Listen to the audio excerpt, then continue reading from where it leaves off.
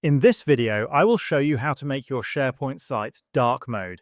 To enable dark mode, open the SharePoint site you want to customize. Once the site is open, click on the gear icon located at the upper right-hand corner of your screen.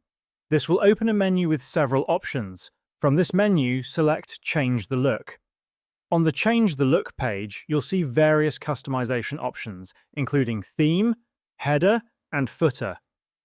Click on Theme to explore the available themes. SharePoint offers a range of themes, including light and dark options. Scroll down to find the dark mode themes, such as dark yellow or dark blue. These themes are specifically designed to provide a dark background with contrasting text and elements for better readability. Select the dark theme you prefer, and you'll see a live preview of how your site will look with the new theme applied. Once you're satisfied with the preview, click Save to apply the dark theme to your site. The changes will take effect immediately, and your SharePoint site will now be in dark mode.